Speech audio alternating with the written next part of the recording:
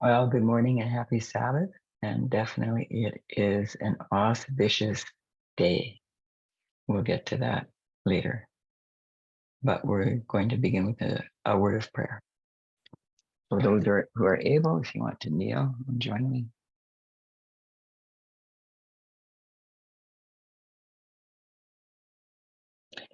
Dear gracious, loving God, our God, bless us as we have gathered together on your holy Sabbath day. We want you to quicken our minds and to help us to learn and to understand more deeply the beautiful messages that you have been giving us. And we just ask that our eyes will see, our ears will hear, and that we will understand and do all that you want us to in this dispensation. And as we watch the approaching of the Sunday law, we ask for your spirit to continue to guide and direct us. Bless those gathered all around the world on your holy Sabbath. Be with all the developments in the world, the external events. We know your providences and your prophecy is unfolding before our very eyes.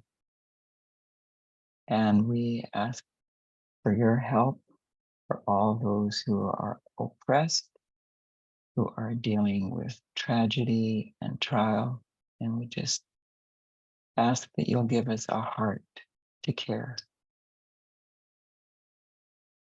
And we do want to become like Jesus. So may this day draw us closer to that goal. In Jesus' name and for his sake, amen.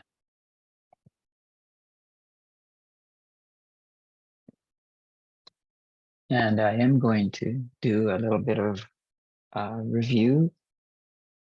We're going to be continuing the study, Culture, Feminism, and the Patriarchs. And so I'm going to do a bit of review, and then we'll expound more on culture and get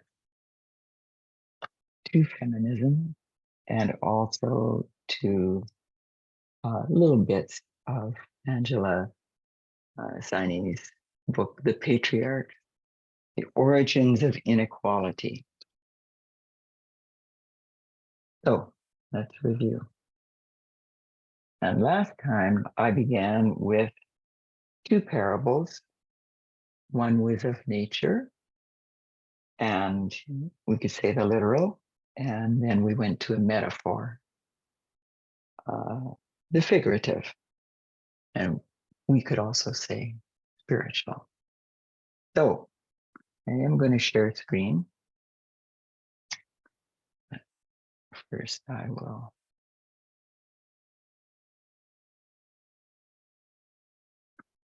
edit that.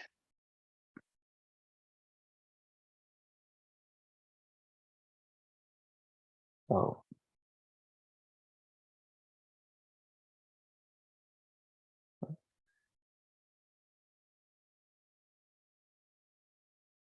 okay, and the first parable that we did, can anybody remember from nature, what was the parable? Just say the one word.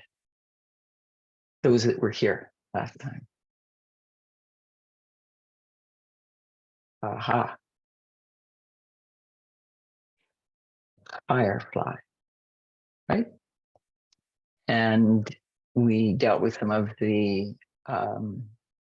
fact of surrounding fireflies and the 5 W's, who, what, where, when, why, and how, and covered some of that information, which we're not going to review, but we are going to go to the second parable, which was a poem. And likewise, I'm not going to have us read it again.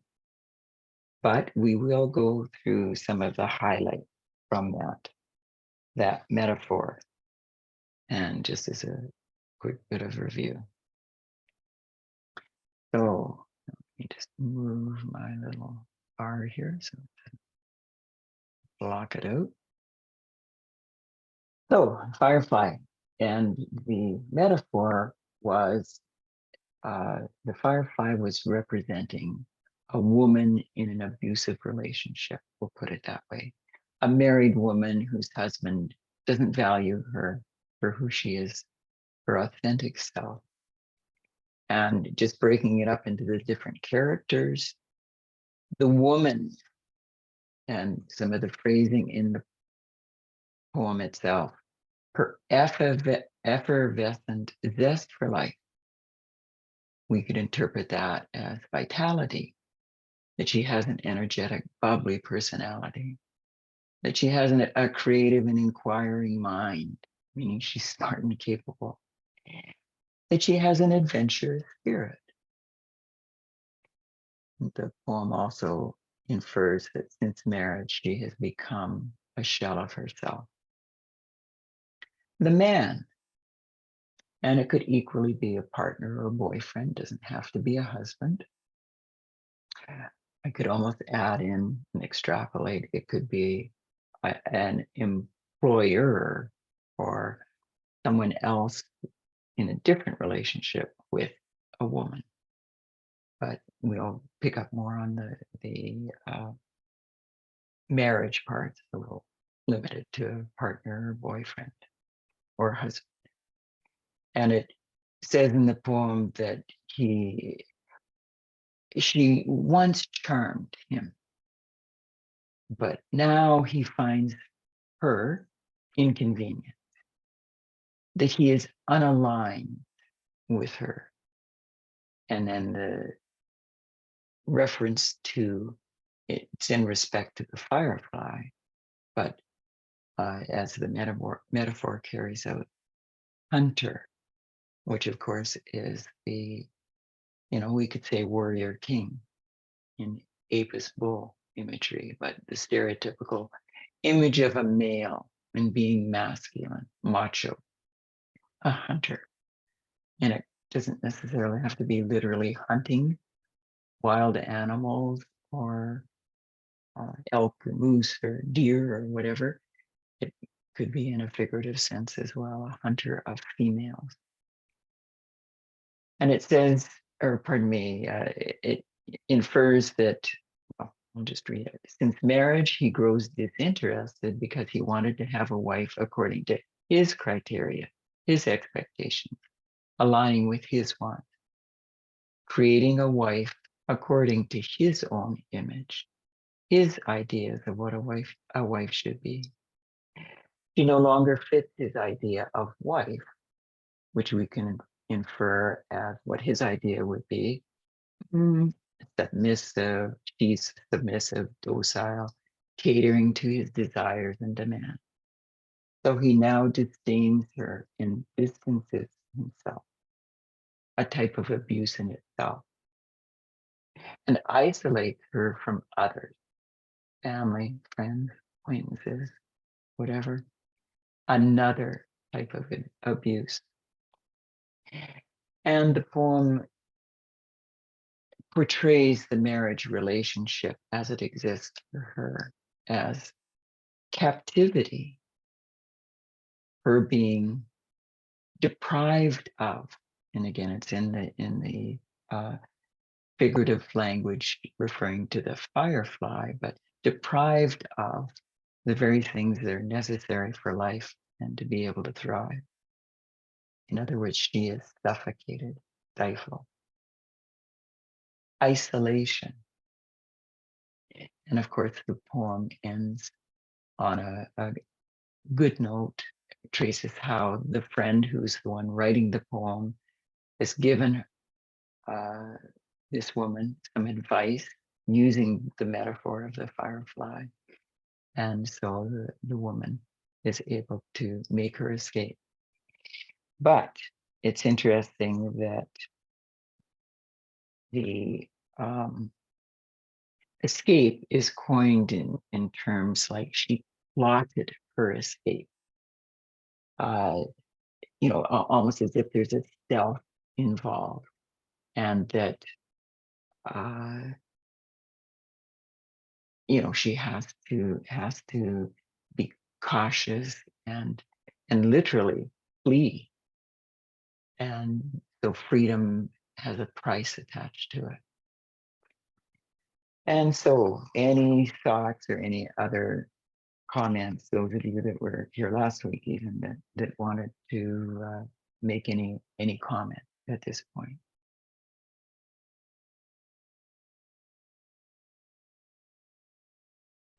Okay, and if not, then what I'm going to do is move on. And actually, I'm not sure, I didn't have time to test this out. I think I'll stop screen share, restart it again in a moment, and just make sure it's going to work smoothly. I am going to show a quick little video right now and allow you opportunity to watch and listen. But I want to also interject as you think a scenario where fireflies would be deprived of freedom in the air. Last time we learned that the glow comes from a chemical reaction as the firefly forces air into its abdomen, and so air is very important. But for the firefly is deprived of freedom, air is isolated, is unable to breathe, and think of the metaphor of the woman trapped in an abusive relationship as you watch.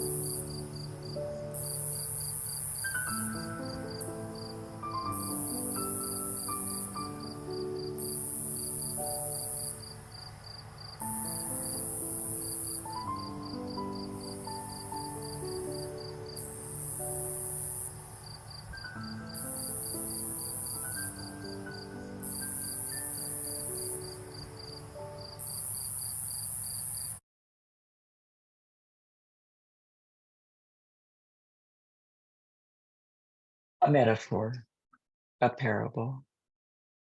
There are women all over the globe of oppression as their lot who have no freedom.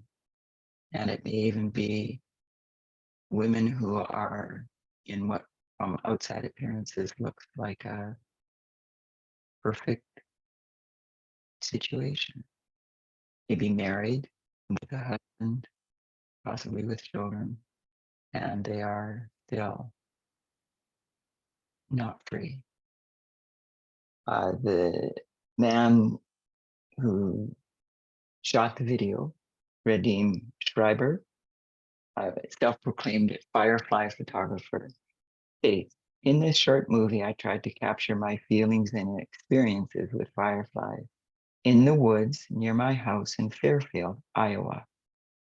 I wanted to document not only their beauty and magical glow, but also behavior in their natural environment. I have chosen not to do any digital manipulation to the video itself, so the footage came straight from the camera.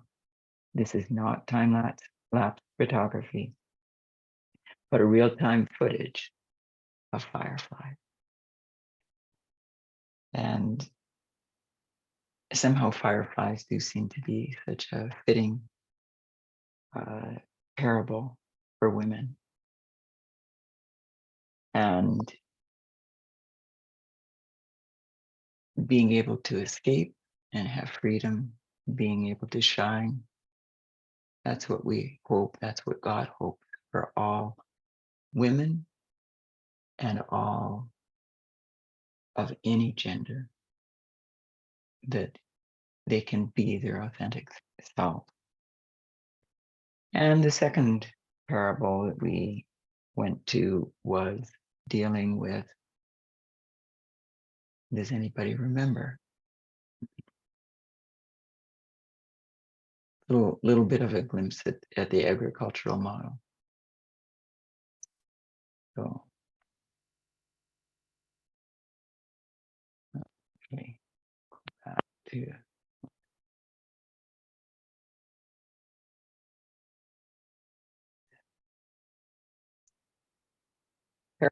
sower, Matthew 4, Luke, and we're not going to read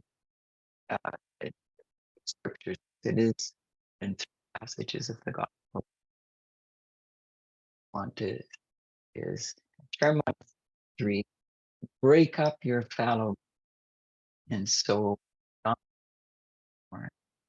And we went through some of the symbols and what they were.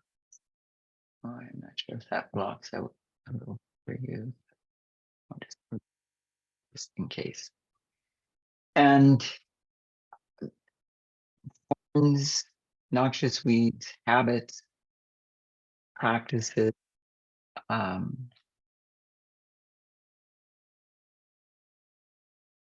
that second quote from Christ Object Lessons, page 50, verse 4, where the cursor is, the thorns that have been cut off but not uprooted.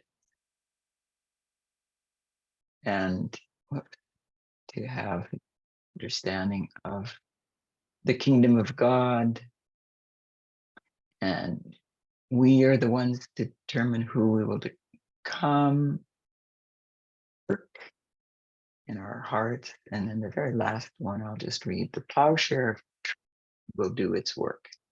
It will burn ground. It will not merely cut off the tops of the thorns, but will take them out by the roots. And in my own experience, as well as what I think in our movement we've come to realize, is that truth, that midnight cry message, has been the very thing that has shaken us to the core and allowed the breaking up of the fallow ground to move us along through the agricultural model, beyond the plowing, through the early rain, latter rain, and the harvest.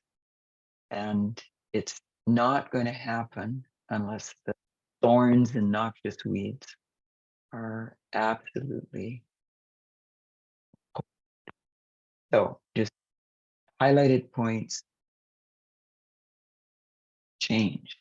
Old habits are to root so the thorns don't come to be the crop.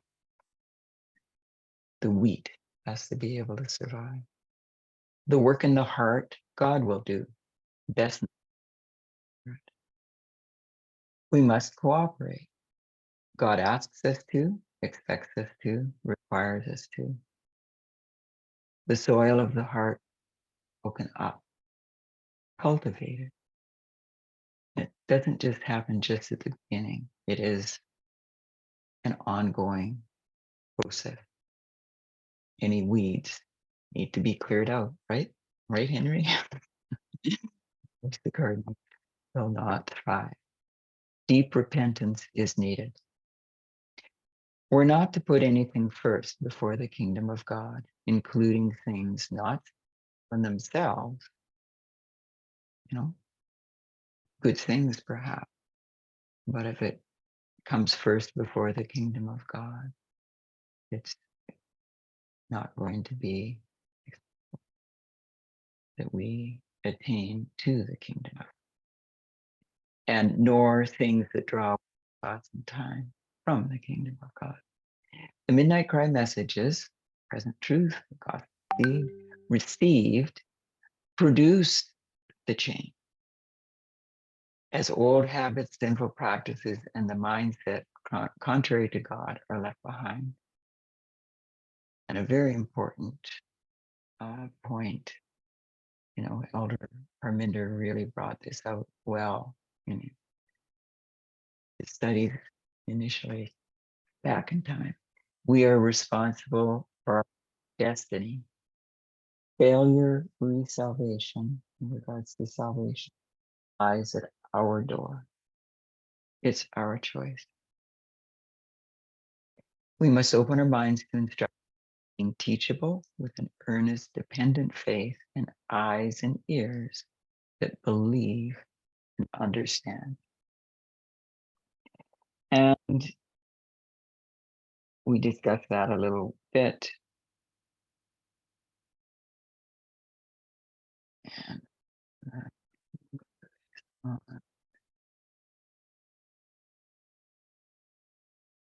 the Pharisees of Christianity closed their eyes, lest they should see, and their ears, lest they should hear. And we would equate the Pharisees and others, but a symbol of the group that had more patriarchal, conservative mindset. Therefore, the truth could not reach. But Christ taught his disciples that they were to open their minds to instruction and be ready to believe. That willingness, that readiness to believe. He pronounced blessing upon them because they saw and heard with eyes and ears that believe. And in that last highlighted point, to repeat, and that's being teachable. And that is especially true for the topic of feminism, for the topic of gender equality. And we then went on and unpacked our root path. And I just want to that I wrote out and try and fumble through. Just to read it. We must see, stand here to believe. We must see it here. Our heart. Oh no, reading, seeing, or hearing, and the gospel we equate. Like, not enough. Keep and bring forth fruit. We must feed, and as the good with the third. In Luke 8:15, we result be fruit and love in the corollary paragraph, Christ object lesson 62. May our active culture be Sorry, Debbie, I don't know if it's just me, but I think you're breaking up quite a bit. I don't know if anyone else is picking it up.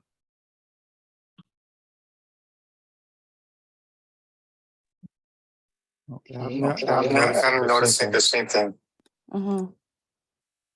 Oh, is that right? Okay. Thank you, Henry. Mock-up. Okay. Oh, I will.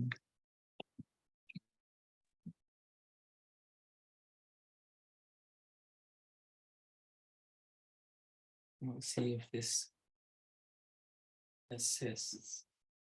Just gonna stop screen share for a moment. Screen share. Now, is that a little bit better? So far, yes. Okay. Okay. Thank you for the heads up. Very much.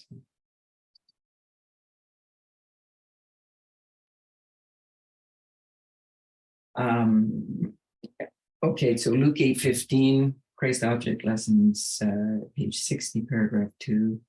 And then may our eye be of the correct culture to believe, understand, and live the Midnight Prayer message true to the second advent, for it reveals the culture of heaven and will produce the fruit representing the true image of God. Now, I'm just going to actually I'll stop screen share. Just wanted to quickly stencil out.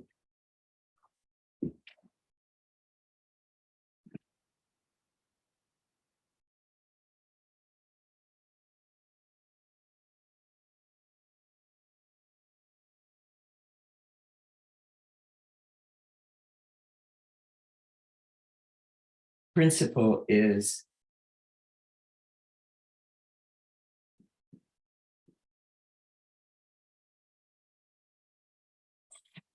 that we have to go beyond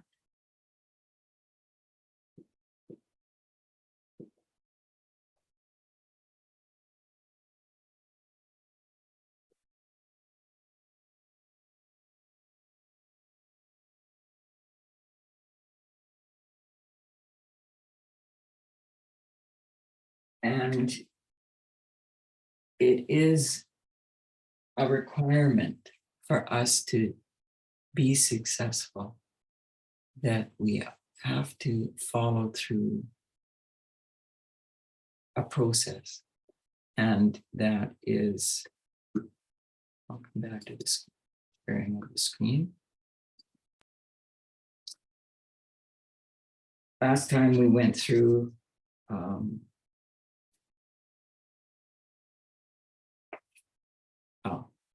I've moved into the review of the culture side of things, but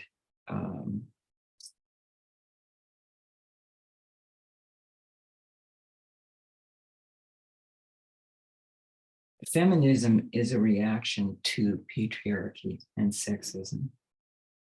And we know that patriarchy and sexism entered shortly after the entrance of sin in Eden and expanded over time to the systemic sexism and gender inequality of today. Although they have perhaps manifested differently in other dispensations and cultures, there are, however, underlying common characteristics exhibited throughout time and geography which define patriarchy and sexism. And sexism is the name that feminists have used to explain how social inequalities between men and women are reinforced or upheld through norms, values, and attitude. And culture is the norms, values, and attitude. And so it is the root cause of that inequality. And in Elder Tess's study, she ends up bringing out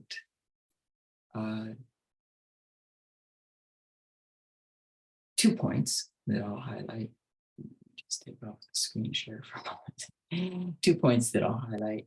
One is that in the phrase church and state, whereby in the past we understood that it was going to be that the Sunday law had to do with the Sabbath Sunday issue, or even eventually a church and state issue.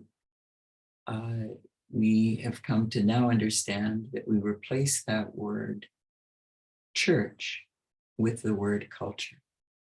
And the second point that I'll highlight is that the word society is interchangeable with culture.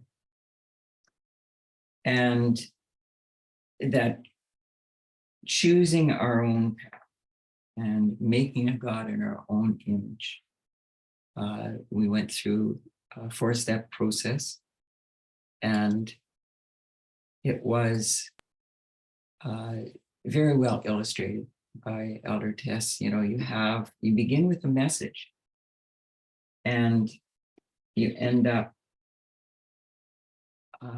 taking that message and accepting it, understanding it, understanding the Midnight Cry, understanding radical feminism, understanding everything Elder Tess said in 2018.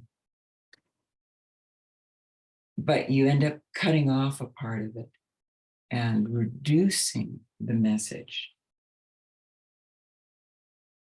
Usually anything that crosses you or that actually relates to the test that is to be faced for that dispensation. And then you twist it, you manipulate it, generally to justify self, put yourself in a more favorable light, excuse your own sexism, and then add additional, adding what fits for you. And this was the point where Elder Tess was speaking in terms of 2016 and how Hillary Clinton was the person that was battling for winning the Democratic candidacy. And as time went on, it basically became a showdown, in a sense, in July between Hillary Clinton and Bernie Sanders.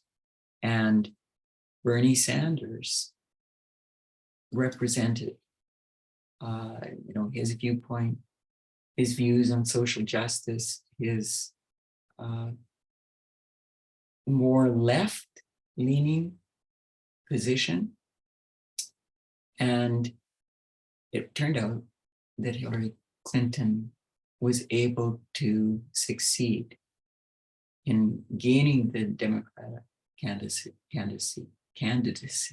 but she had to first defeat Bernie Sanders in his version of the left and his version of social justice before she could go on in November of 2016 to defeat Donald Trump. And it turns out that many in the movement were on the same path. They liked not Hillary Clinton's position, but they liked Bernie Sanders' position.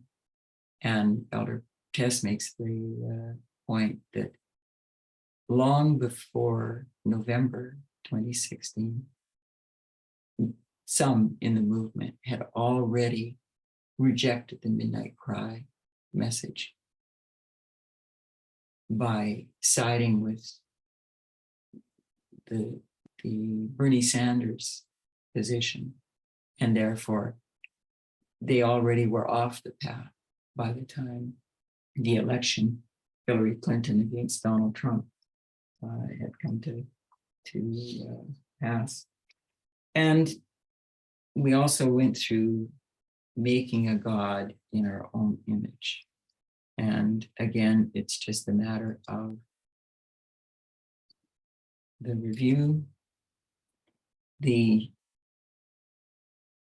glasses that we end up putting on, and the lenses can be labeled different things: politics, religion, and how we make a God in our own image. The problem doesn't lie with the lenses, because they're a tint, they're a reflection. They can be changed. They can even be scratched, trying to erase, but wherein the problem lies is in the eye. And the eye, we could say mindset, who we are, what has shaped us, norms, values, attitudes, beliefs. But it's culture. It's representing culture. And if we end up holding something sacred, our culture sacred, we'll protect it at all costs. And it's a case that elder tests, and we're not going to go there, but it was in a context dealing with the four horsemen, situation with Max, and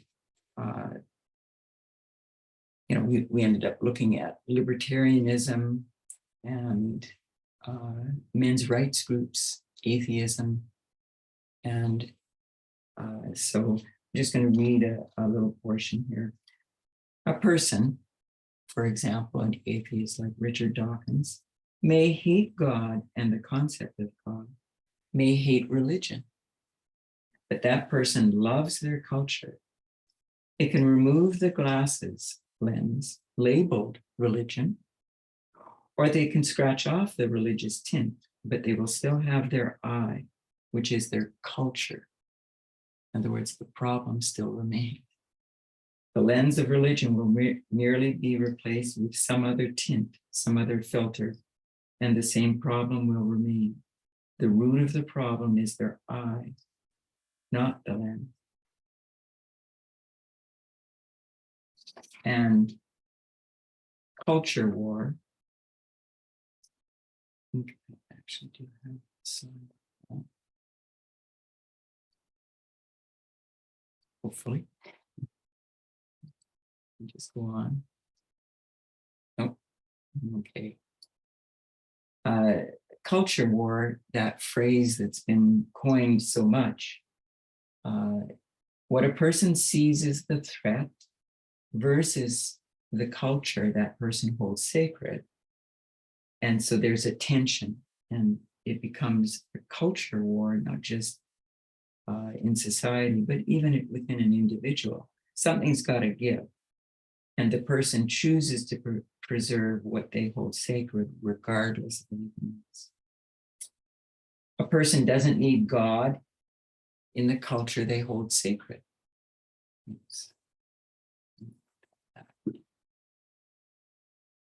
Person doesn't need God. They don't need to be religious. Jimmy Savile didn't need to be a Catholic, didn't need to be religious. If they have God, they've gone through that 4-step process: message, truth, reducing it, what isn't liked, twisting it, manipulating it, and adding extra to the message. And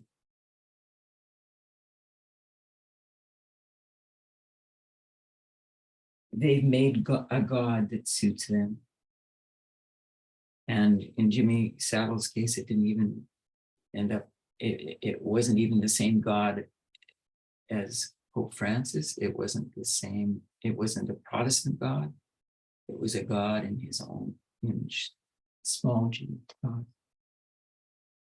And we are willing to pay lip service to supporting the victim until we love the abuser. Then society will turn a blind eye to the abuse, allowing the perpetrator to literally get away with it, to remain free. And in large measure, it's because we turn against the imperfect victim. And we went through that a little bit there last week, silencing them and vilifying them.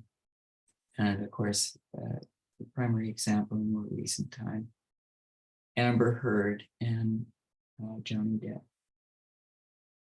And this is why women who leave organized religion because of the sexism present in it, in organized religion, flock into atheistic communities, then look around expecting to see gender equality, but are absolutely disappointed to find out the sexism is even worse in this atheist community than in their former religious community. It's like they thought that when they scratched religion off from the glasses, they would enter into a society that valued them. Not so. And a lot of the women who are females who are involved with gaming, you know, Gamergate was a very obvious revelation of some of what was going on in these various communities and so on. But at the same time, many women involved in gaming ended up really coming to see for themselves that, you know, the sexism here is even far worse than the patriarchy and sexism in conservative religious communities. And in Eden, Elder Tess makes the point, did Cain walk away from God and start treating his wives properly?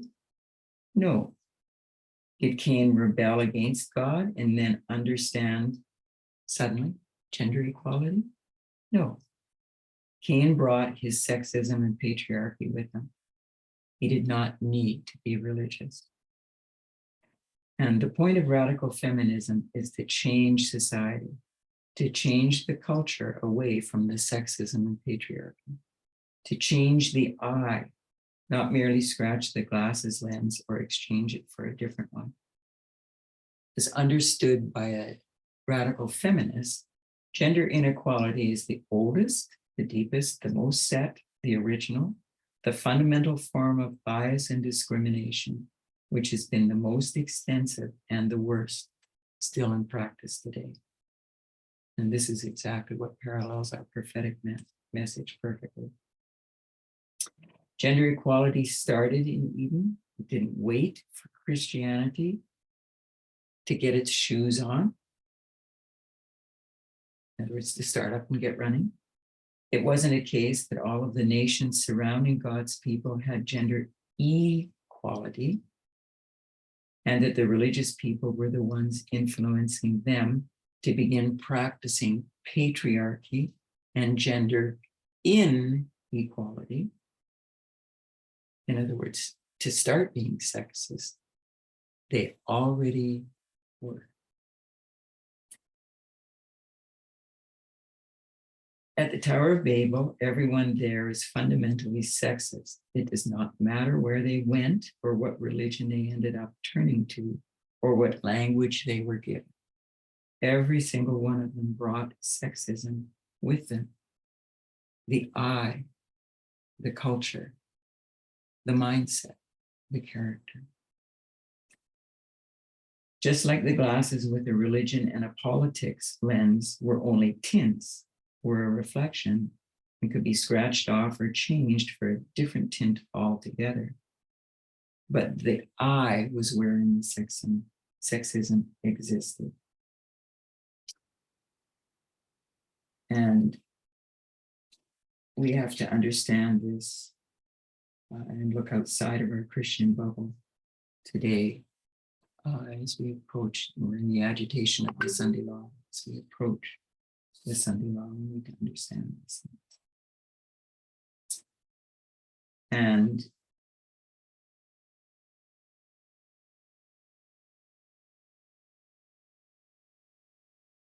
this is how it works out that there can be a unity, that the cultures match people who are atheists, people who are libertarian, people who are men's rights advocates. Not necessarily do they all believe all of the same things. They're not going to, support some of the meetings or the communities, of some of the other positions, but in the culture to do with sexism, they line up and agree. And in the book, The Patriarchs, then it turns out that what the author is, in sense, wanting to do is trying to determine how did patriarchy arise, what caused it to arise, what are its origins, is male domination natural, did patriarchy have a history at all, historical precedents, or was it a universal pattern determined by our very natures? Is the theory that there is a universal patriarchy correct? Or is it a case that gender inequality and oppression have never been the same for everyone, universal, but instead have local variations even to where patriarchy is not present at all? And we'll later on unpack a little bit more in terms of that book, but the author flits around the possibilities that there was a time when patriarchy did not exist, when men did not rule, have dominion, have domination, and women were not oppressed. We would respond in Eden. Before sin entered, that's when patriarchy didn't exist, right at the very, very beginning. That's why God has to root out the sexism in its broadest form against all individuals, different gender identities, including women, in order to restore Eden. And Angela Saini frames the question, why do some of us need to believe in a more equal past, no patriarchy, in order to picture a more equal future, no patriarchy? Her answer is so there can be hope in the face of the sheer scale of the oppression still evident today, and that it's not out of our control. We can do something. And this, of course, is where radical feminism, uprooting and changing society and having an optimism that it's going to be possible and will be accomplished, and that better days lie ahead. We would acknowledge that the answer lies in the history of Eden to Eden restored. Gender equality started in Eden with the entrance of sin and will be eradicated as the last curse is removed. The work God is doing now in human hearts. So the image of God gets restored again in humanity as we come once more to Eden, back to Eden, Eden restored. And last little bit of reading, forgive me, I know it's a little, not the best way. I didn't put it on slides purposely, just in parts so people would listen and capture what stands out for them. But so 2 paragraphs, and then I'll go into the whiteboard. It was in 1680 that the English political theorist Sir Robert Filmer defended the divine right of kings by arguing in his book, Patriarchs, 1680, that the state was like a family, meaning kings were effectively the fathers and their subjects, the children. The royal head of state was the ultimate earthly patriarch, ordained by God, whose authority went back to the patriarchs of biblical time. In Filmer's vision of the universe, and obviously self-serving one for an aristocrat, he's a political theorist in England, patriarchy was natural. It began small in people's families, with the father having dominion over his household, and ended large, marbled through institutions of politics, law, and religion. You could add education, employment, different things.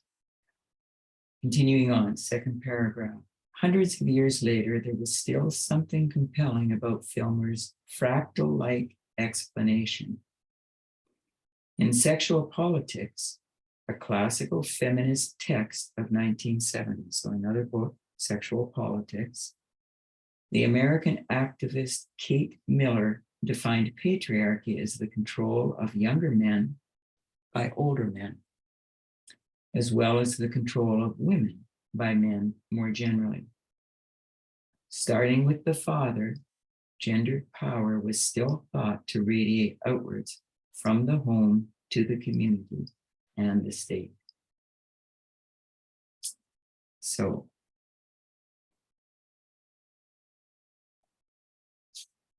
let's very quickly diagram.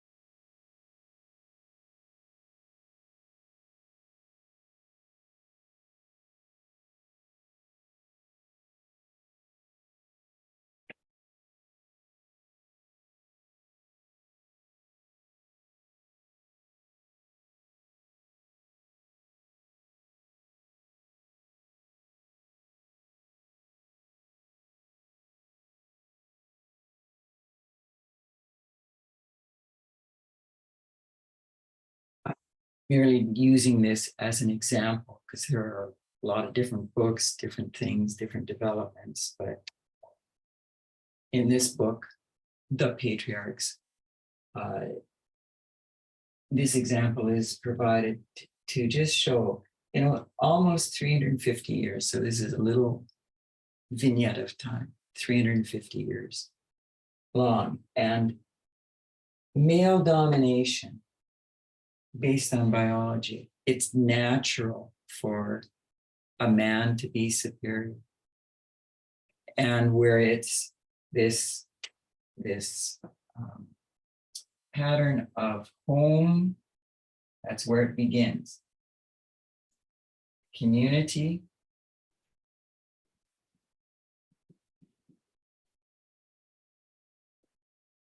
and to the state. And it's, the king with his subjects. The king is the epitome. He's the supreme patriarch. The home, the father is the patriarch. This is wherein headship arose. And many would argue, thus saith the Lord. It's biblical principle.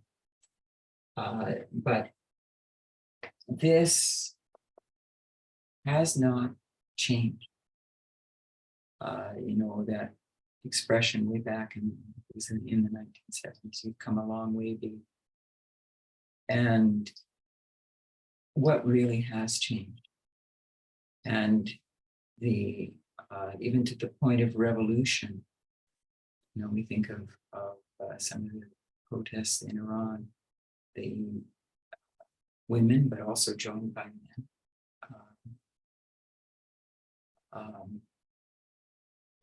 fighting against being compelled to wear a hijab, and revolution in all sorts of different dispensations. And has it produced the effects, the changes that many feminists have been hoping for? Mm-hmm. Okay, so it was interesting to me, her use of the word fractal light replication. I thought, well, we definitely understand about fractals. And the point she's making, of course, is that small, a little bit bigger, big, it's a fractal that replicates itself. It's in the pattern. The pattern continues at all levels, and we can put it as a overarching, bigger line represented by the state, but it comes down and fractal it down, and it all begins in the home and in local communities where people are interacting. And we would describe that as what builds culture. Society is made up of people, and it's the culture held by people. And it goes beyond the individual, because where it becomes a majority of people holding to the same things, holding the same things sacred, that's where the culture becomes paramount. And the whole situation with Jimmy Savile, and we dealt with it last time a fair amount. I mean, how was he able to get away with it? And just differently, because the truth didn't surface until after his death. He died in 2011, 2012, where things came to light. So it was, it's just one of those questions. Just as the Bible teaches, there is no excuse for sin. There's no reason for sin. There's no justification for sin to exist. So where did sin come from? That it was in heaven. Lucifer himself, I shall be like God, I shall be higher than God. But at the same time, it doesn't have an explanation. Sin doesn't have an explanation. And therefore, evil doesn't have an explanation. Well, it doesn't have an explanation. It exists, but it's in the I. It's in the culture that is what's going to reveal what's in the heart. Okay, so now just before I share screen, I'm just going to move this on. Oh, and I did have a slide.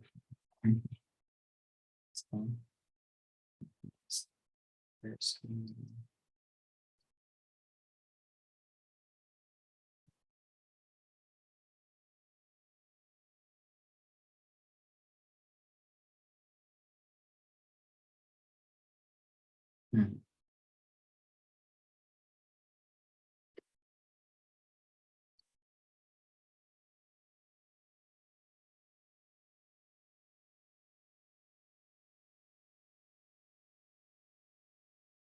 And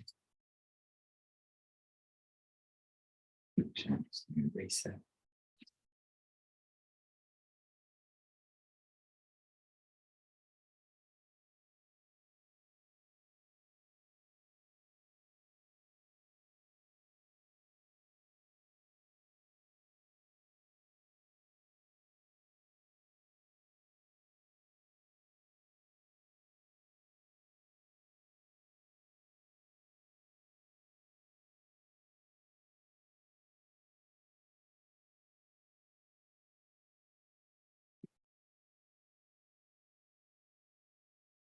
Okay, we're going to get to hopefully a little bit more of the interactive part now, because I know it's perhaps a little bit dry, just some of that review, from Elder Tess's video, but also from the book and so on.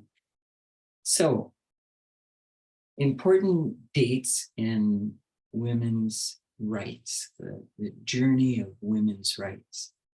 And I've got some dates on the whiteboard, and we're going to work through a little wee bit. Definitely any thoughts that come to mind, as we've all discovered, remembering all of the various aspects of things that are happening and developments and so on. In some cases, it's challenging, to say the least, to remember everything. Remember everything. And so some remember some things better than others. And so definitely please enter in a little bit as we unpack some of the dates. And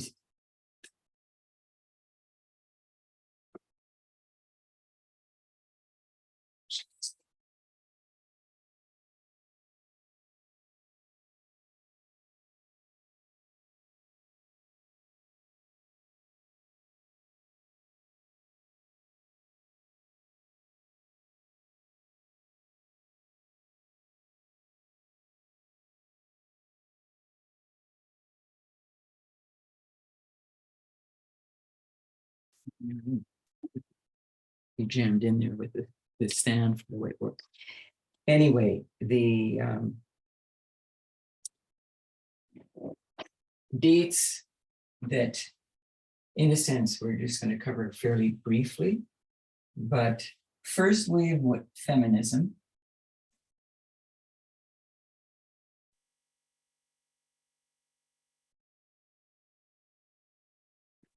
And the dates in black, not sure if the colors necessarily transfer through with the Zoom fully, but the dates in black are the dates that Elder Tess, at what point in one of her videos, is putting on the timeline. Dates in green, blue, red were not on Elder Tess's original timeline, but I've, in a sense, sort of added a few things here, and we're going to go through some of the different events and different things. But first wave feminism, 1880, there was a world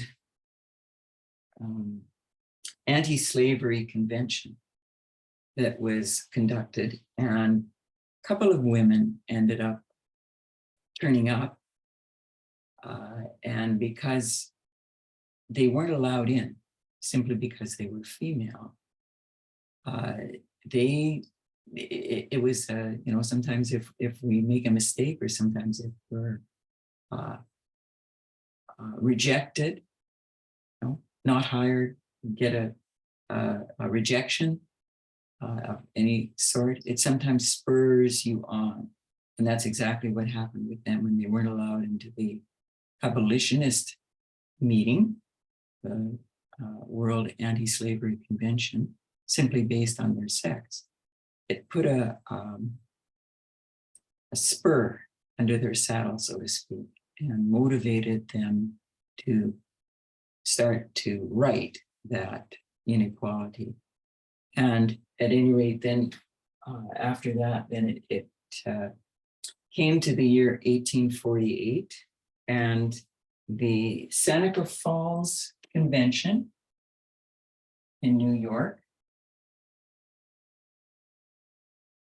was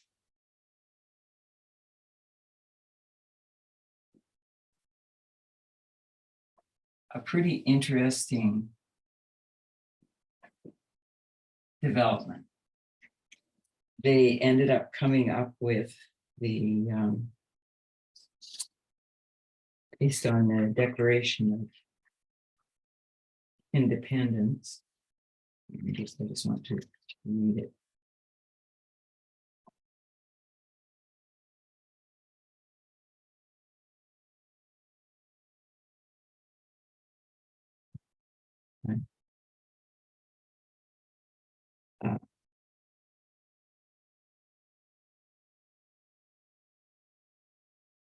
The Declaration of Rights and Sentiments. That's it. It was a little bit of an unusual. I knew I wasn't quite remembering it.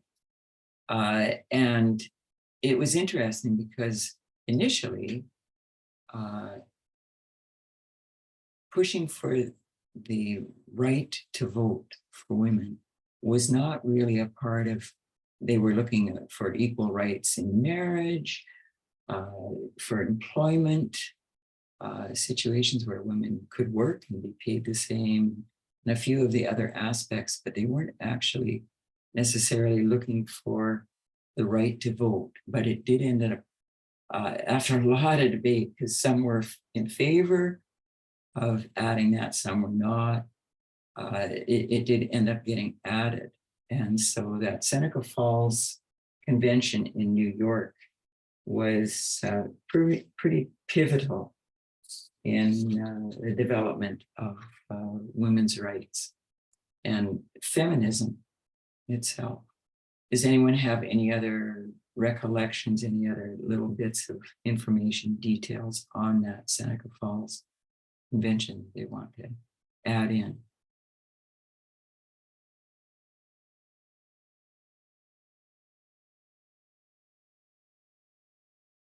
Okay.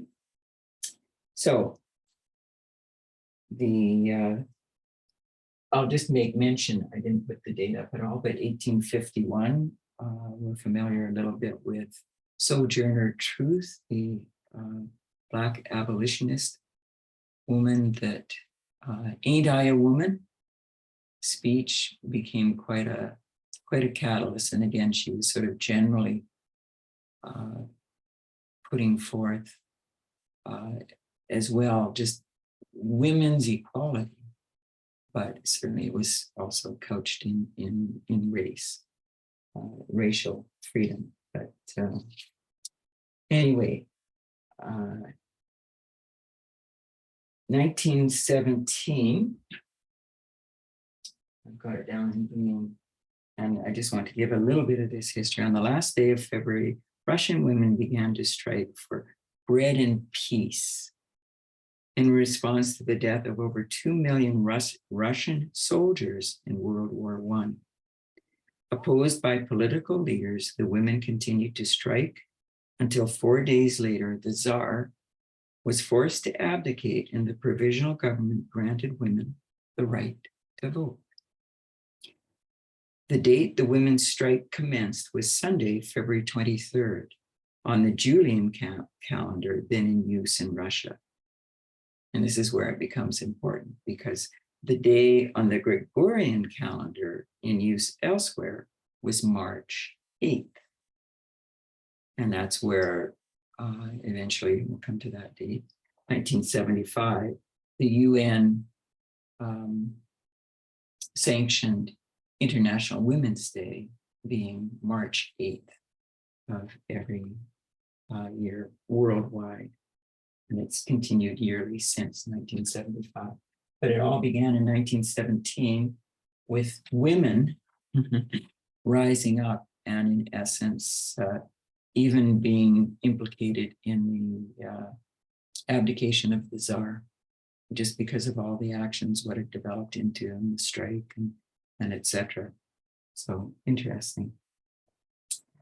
1919 over to 1920. Does anyone recollect what that date is important for?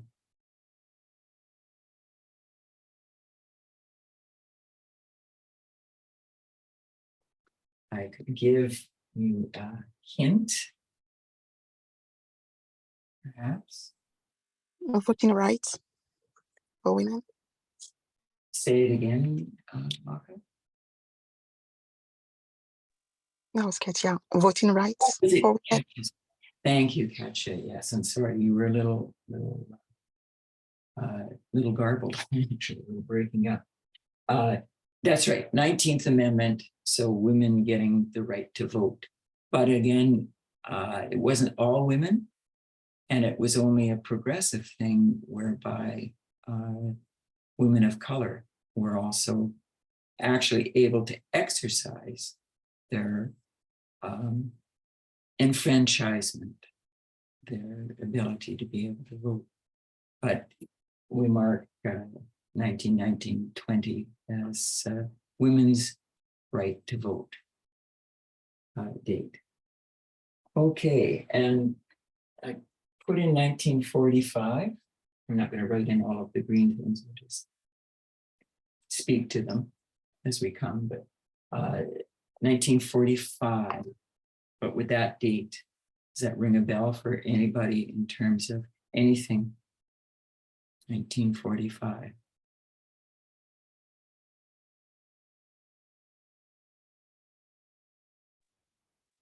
Well, nothing to do with feminism, World War II, end of World War II. World War II, end of World War II, and you're right, Katya, it doesn't have anything to do with feminism, but at the same time, end of World War II, the founding of the United Nations, the UN Charter, was finalized, and different other developments in the next year or two after that did have implications for feminism and for women's rights. So 1963, actually, pardon me. Yeah, it is. Next one. We're coming to second wave feminism now.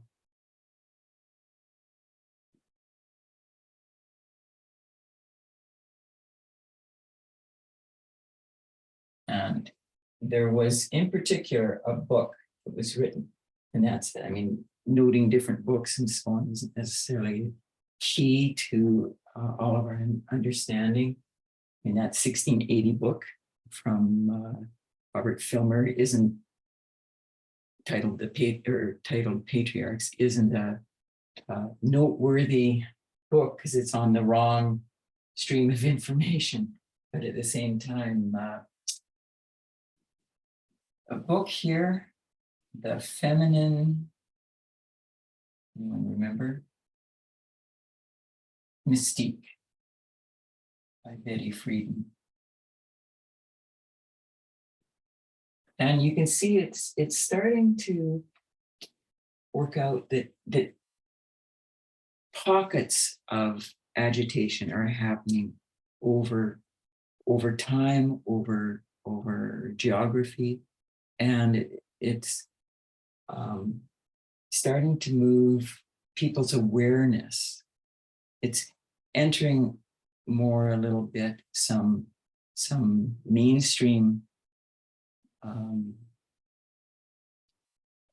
awareness a wee bit with some of the things that end up coming more into the public eye, a little bit more. And that's it. The Feminine Mystique was basically presenting that women who are in the home, married, with children, housewives, the role that they've had for eons of time in more recent history, more recent time, is not necessarily fulfilling those women. They're maybe not satisfied. And therefore, sort of an awakening that maybe the conservative patriarchal idea of womanhood needs to be revisited and needs to be changed, altered. Anyway, moving along, 1968 and 1970, Elder Tess didn't have on this timeline, but does anyone remember? And again, we're not going to go into a lot of detail, but the beauty pageant,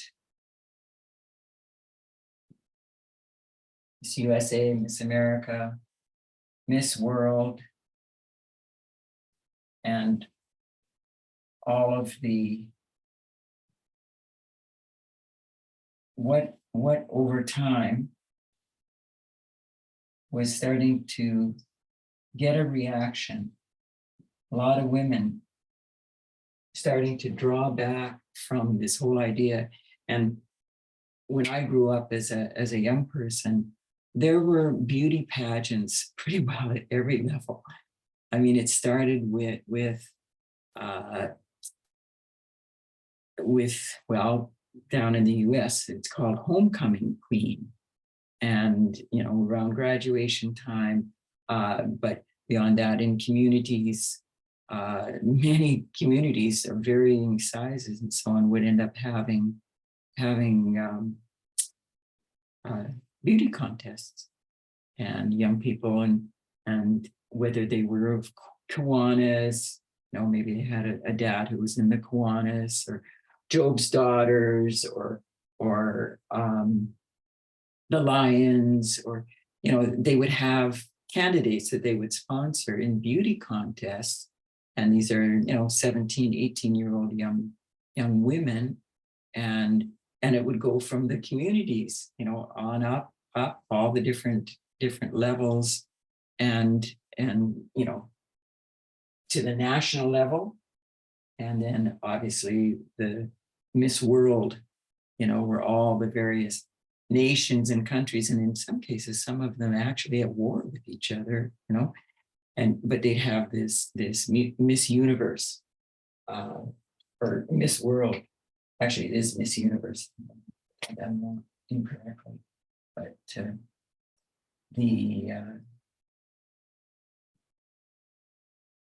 I think at one time it was both, you know, Miss World, and maybe was it? I have to double check that. But protests, right? Bob Hope being posed. I mean, they had all sorts of different ones. Donald Trump was involved, you know, in earlier years prior to him being president.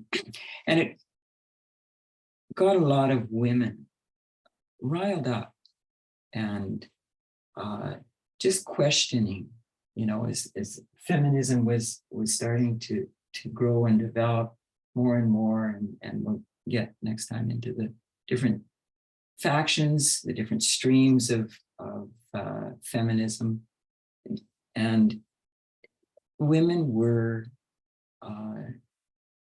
questioning the status quo more and more. And yes, definitely it began, you know, the Seneca Falls, just recognition of all of the inequities for women versus, you know, in some cases, a couple of the women were in Seneca Falls were not interested in adding the vote for women, simply because they felt, you know, let the Black people gain enfranchisement first, and then, you know, it'll be our turn.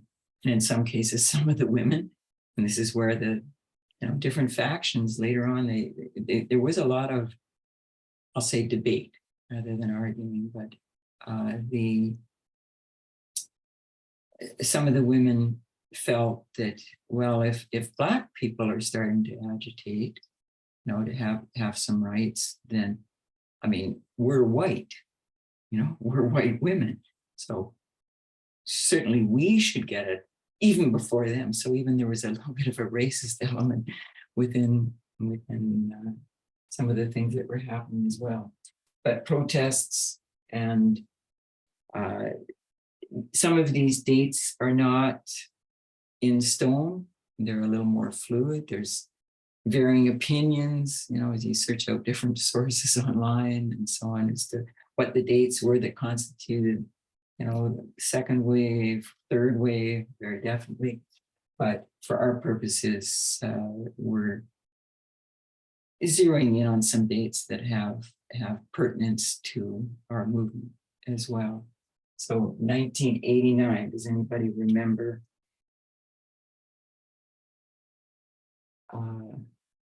And actually, just before I get to that, 1979, well, pardon me, I'll back up.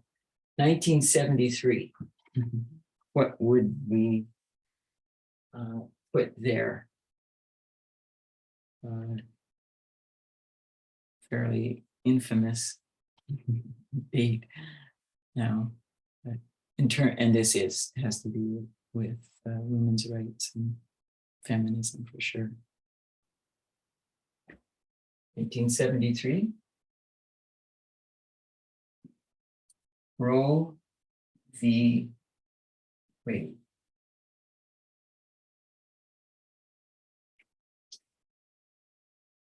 Allowing for abortion. And beyond that, 1975, 1975 was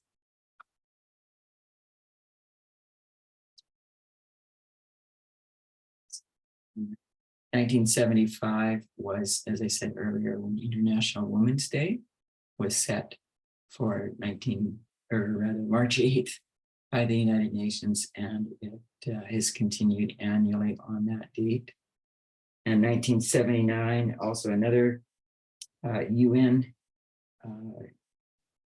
convention, the elimination of all forms of discrimination against women, so CEDAW, and it's often referred to as the Women's Bill of Rights. And 189 different countries signed on. But as we've seen, sometimes signing to some of these conventions or bills or whatever, resolutions, doesn't necessarily trickle down in reality to what the situation on the ground is in those various states. And two things that we're going to note for 1989. That's this for our elder Testas.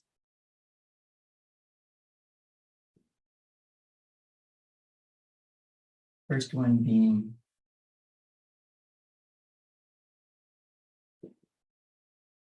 intersectionality. Probably. And intersectionality is a term that I know I never had been familiar with until more recent, some of the studies and so on. But very interesting when you start looking into it. Other people perhaps would have already heard of that term long ago.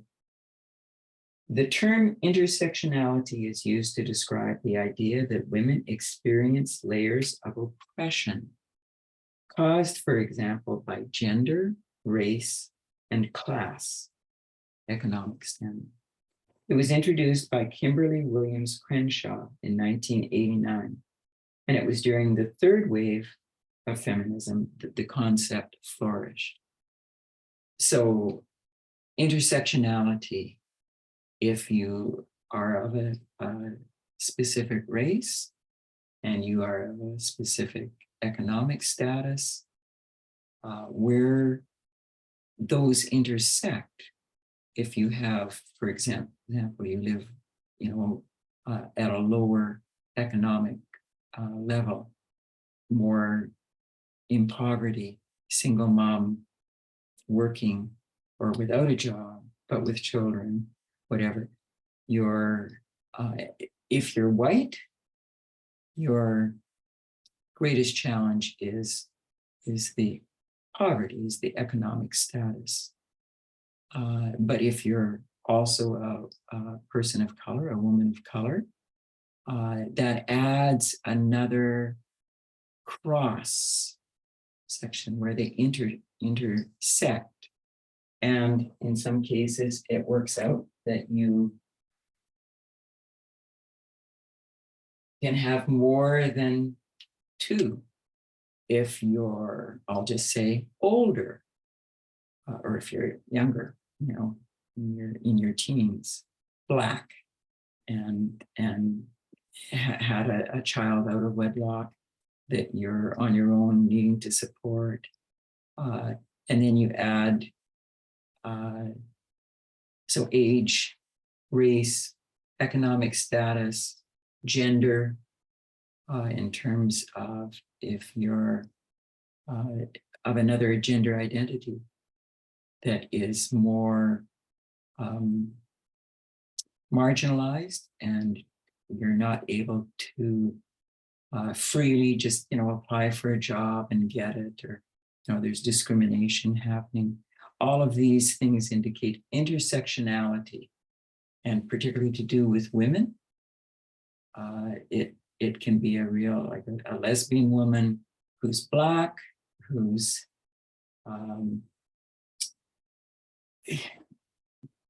looking at trying to find a job.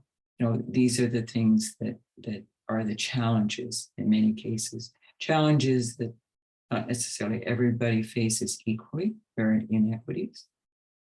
And even in the women's rights movement, beginning back in the 1800s and 1840s, 1848 and so on, and on, it actually often was only white women that were being involved. People of color were being excluded. And it's only been in recent time that it, in a sense, has opened up more for all races.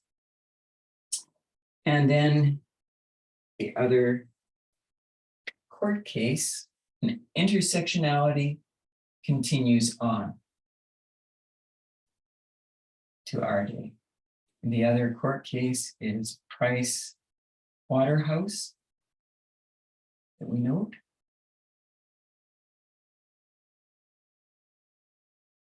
The Hopkins and Hopkins. Does anybody remember about that? That was 1989. Does anybody remember anything, any particulars about that? A female who wouldn't play the game, right?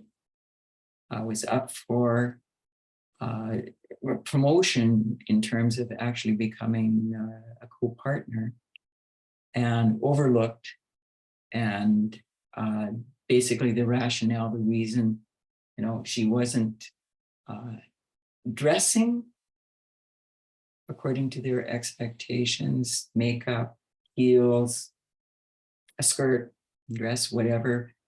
And as a consequence, she took them to court. And that's it. I mean, it actually is termed Price Waterhouse v. Hopkins, but in a sense, she was the one who took them to court. So we should really be able to wait. But at any rate, and she won. And it opened up the wherewithal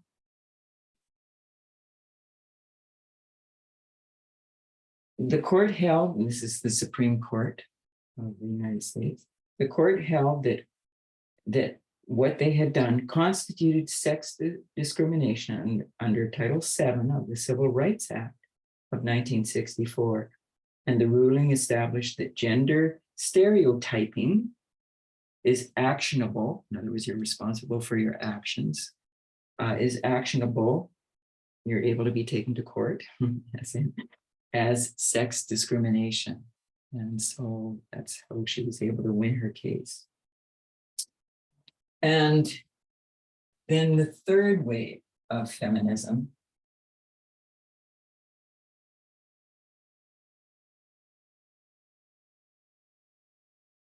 gets placed at 1991. And again, is there an event that anyone recollects that equates that happened in 1991 in terms of feminism? We're still dealing with it to this day. It's a bit of a hint.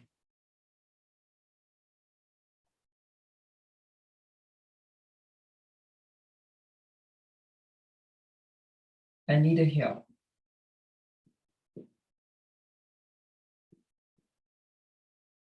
Accusing Charles Thomas of sexual harassment, sexual assault actually, and no, sexual harassment, I believe it was.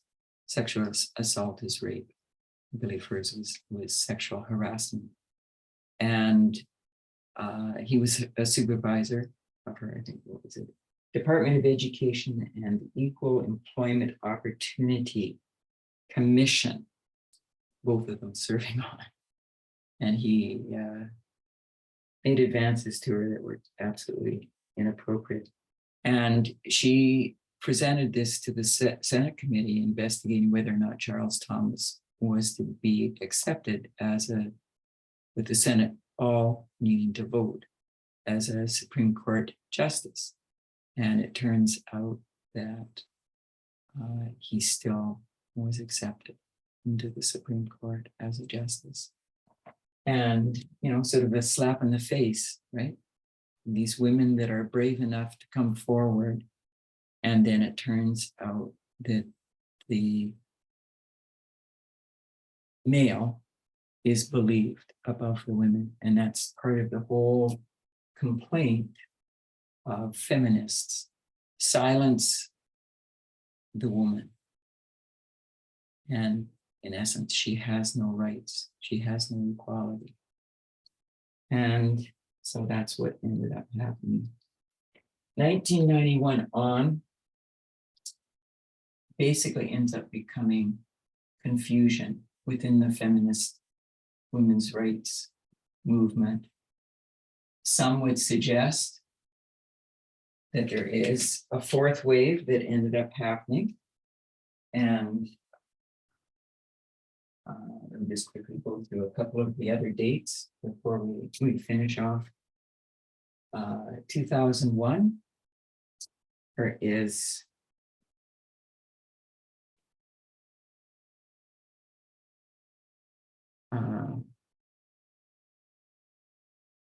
International Women's Day does some activity to sort of come more into the forefront and make it more of a global thing.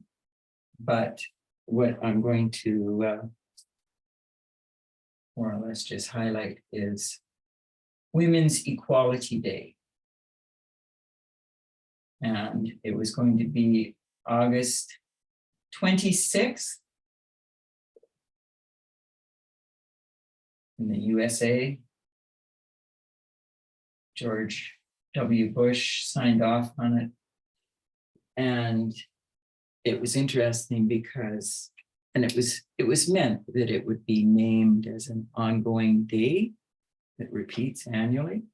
But it's interesting that August 26th wasn't very much past that of course, September 11th, 2001 occurred. But the intent was there. Again, it more perhaps is a symbol of lip service being paid to something. And it's one thing to pass a convention on the rights of, or a resolution for, or a proclamation about, but it's quite something else to end up having it as a down at the grassroots level, effective thing that effects change, actual, practical, tangible change. Probably one of those. 2006. This is, I'll just put it in quotation marks. I think I mentioned this last week a little bit, but Tarana Burke ended up starting the Me Too. She got active, and it was out in the public eye and so on, but at the same time, it actually wasn't until 2017. Put it here so it's on the same level. Hashtag Me Too. It was actually an actress that sort of encouraged women to, on social media, start telling their stories. And it became viral. It just took off. And so that was really where 2017, 2018, where we, in a sense, sort of mark the Me Too movement. And the intensity of it probably diminished after 6 to 8 months or so, but we're still very aware today. People in the media and women themselves, whoever, us in our movement will make note of what the Me Too movement actually did. It allowed women to come out and speak up. And, last week we mentioned, whether a Bill Cosby or a Harvey Weinstein, or it's after Jimmy Savile, but, some of these, Bill O'Reilly, Fox News, some of these different cases. And it turned out that Jimmy Savile's case, there was a police operation in England, and they actually uncovered some others that became a part of that as a result of women coming out and speaking up against what Jimmy Savile had been doing under people's noses, but for years. And so 2012 was sort of a start for that. And that's it. The 2006, we could end up finding some other things, but 2012 is sort of where some who believe there is a fourth wave begins. Over in England, cases, infamous cases like Jimmy Savile's case and different other factors would have weighed in with that. But female genital mutilation in 2012 was one of the things that the UN wanted to bring. It already had become more across the world to the attention of people, different countries, different ministries, organizations, and so on. But at the same time, the UN ended up passing a resolution to help it gain a bigger profile and a greater profile and to be eradicated. And then again, 2014, I'm aware these dates have significance internally in our movement, but the UN again had and this time I think it was a campaign. So I'll just say gender inequality. They took a more active role. They had different programs. He for she. In other words, men. Gender inequality affects not only women, but men, and men therefore can support gender equality. I say inequality too. And that it was only important that everybody become aware and everybody join on the right side of the issue, pushing for gender equality. And let's see, oh yes, I'm looking to 2019, 2020, 2021.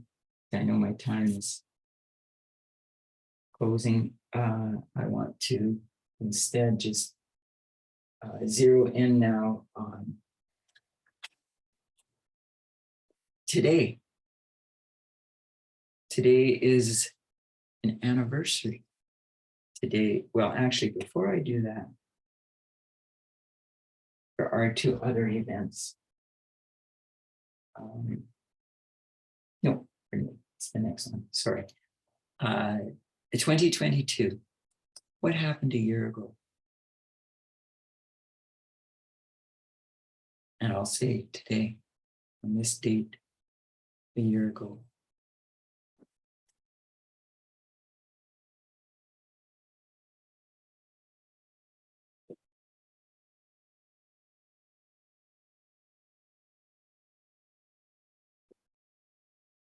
Dobbs v.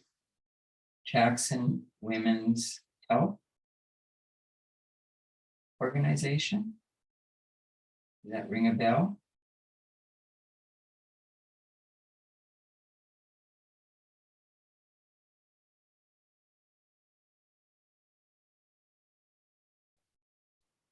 What did the Supreme Court do a year ago today?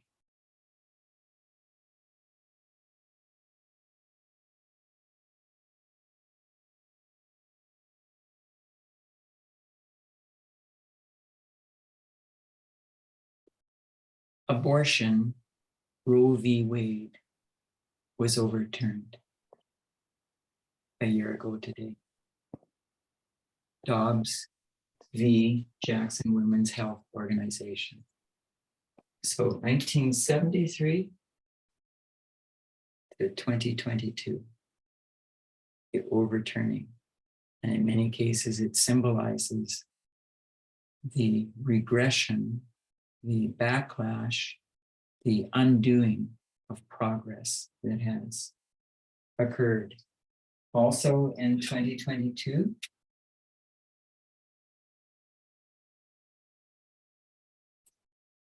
and I'll say it's a symbol. It was specific to one country in a sense, but at the same time, Mahsa Amini, much like George Floyd. I'm going to put her Kurdish name, which means life, Gina. But Mahsa Amini was killed by the morality police, religious morality police, for not wearing her hijab correctly. And the headscarf was back a little too far on her crown.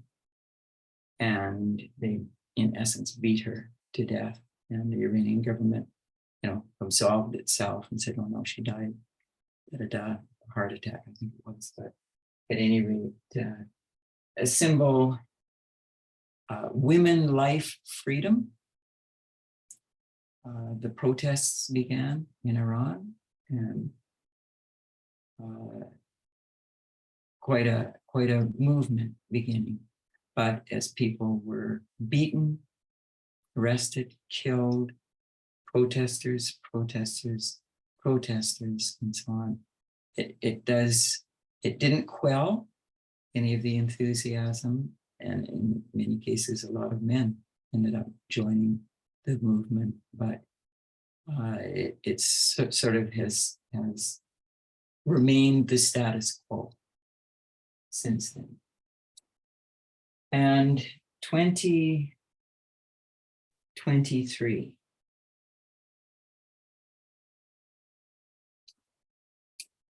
March 8th, 2023, International Women's Day this year. The theme was 2023 and beyond.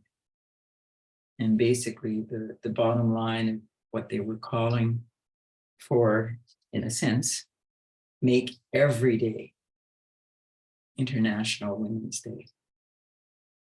And I'm going to end with, and it certainly has had the International Women's Day grow in its profile on the global stage over time, but today we've got the anniversary of the undoing of Dobbs v. Jackson Women's Health, undoing the right to abortion for women, and reproductive rights obviously implicated, and state by state by state, we watched some of the legislation unfold, and the proposed legislation and the presidential candidates for the 2024 presidential election by many reporters during town halls being questioned, where do you stand? Life, I mean, where would you draw the line for allowing abortion or no abortions? What's your position? And many of them are waffling and won't commit. Some will come out and say exactly what they stand for on that issue. But 2023 and beyond, we know that we're coming to the Sunday Law. The agitation of the Sunday Law has in a sense, increased in intensity over this dispensation. And we're, as well as the candidates for the Republican candidacy for president, but also even for the Democrats, Joe Biden, what ends up being the Democrat candidate for the 2024 election. We have to as well make a decision. Albert Parminder sent out a sheet of questions that one reporter was suggesting candidates need to answer. Well, every single one of us, Albert Parminder was suggesting, need to also answer those questions, see where we stand. And so we've got 2023, us standing here on the line, and yes, pointing to 2024 and the presidential election. But today is also auspicious, as I was suggesting at my opening remarks, because of what's happening with King of the North and King of the South. King of the North, 2024 presidential election, and their involvement with the proxy war with Ukraine, or supporting Ukraine, but against Russia. And likewise today, for the King of the South, you know, the Wagner Group chief moving into two different cities in southwest Ukraine, and basically taking over the military in both of those locations, working his way, some think, towards Moscow, but at the same time, his complaint has been, and it's been developing over months, and different either ploys or different things, videos being posted and so on by him, by his group even, suggesting that there's a lot of distance between the Wagner Group and him as a leader and Putin and his administration. And so Prigozhin, can't quite remember what his name is, but he's always been complaining that it's an unnecessary war, and that the military leadership, you know, they haven't been giving support to his soldiers, his mercenaries, going without ammunition, going without being paid, going without food and supplies, etc. So all of this has been building for months. And so him putting into action, Putin's labeling it a treasonous armed rebellion. And Turkey already, Erdogan has already come out in support of Putin. Russia, let's see if we can't bring this to a quick, peaceful resolution. And so today is auspicious for a couple of different reasons, to do with feminism, but also King of the North, King of the South. And so we are being called to question which side of these different issues are we on ourselves, but the death of the King of the South at the Sunday Law And whatever that looks like, you know, that it's more the immediacy of some of these events coming bit by bit by bit, and sometimes even more and more rapidly, calls us to examine where we sit. Do we have any patriarchy? Do we have any sexism still that we're giving countenance to in ourselves? And, you know, it's interesting because one of the things that has been a little bit of a, I won't say a thermometer as much because I wasn't even thinking in terms of things, but just something that I didn't really like from years back was when, for example, whether a spouse, a husband, or an employer, whoever it happened to be, whatever the context was, somebody standing, a male, a man, standing in conversation or from a podium and referring to somebody who's there and not using their name.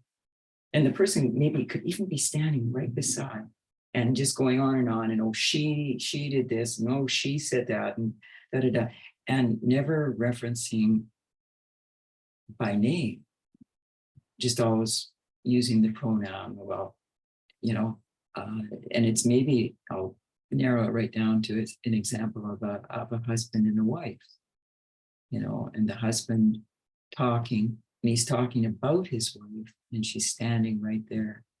I'm very blessed because I don't have that situation at all in my marriage. You know, if anything's absolutely different, totally the opposite of that kind of thing. But the husband just not respecting the wife enough whereby she is acknowledged by name, even in conversation, talking to somebody else, but where she's present. And it's these little indicators, these little signs, you know, little red flags in some cases that sometimes sort of herald, you know, what's going on inside the person's heart. And that's what we're to be doing now in reference to our own hearts, our own sexism. And in the movement, Elder Tess has, I'm sure, been very saddened by some of the manifestations of the sexism that are occurring to this point in time. You know, whether it be in the WhatsApp group or just in interactions and conversations amongst members of the movement. So it hasn't been fully solved yet. We still have time, but we still have a responsibility, a requirement to examine where we really do sit. Anyway, I'm going to close there. And as, pardon me, Christ object lessons, you know, destiny, our destiny is in our hands. We choose, we chart out the path. And what we want to have is the correct image of God formed within, not creating a God in our own image. So anyway, on that note, I will close with prayer. Okay, so let's pray.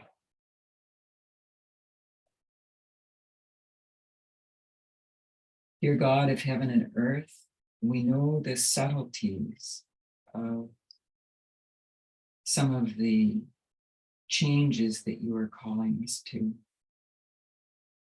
And we just ask that you'll continue to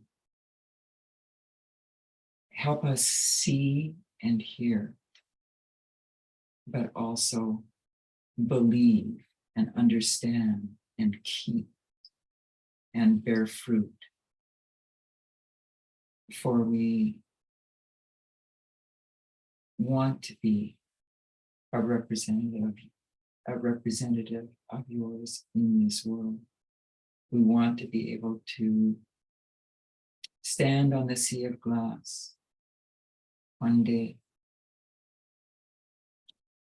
And so we appreciate the messages, serious, in some cases stringent. So we look at some of the abusive cases and different things that happen, some of the oppression that some are experiencing day in and day out. Uyghurs in China, Iranian women, Afghanistan women, just all the different things going on. We ask that you will open our eyes, keep us on the correct path, and help us to allow you to do the work in our hearts that you are wanting to do.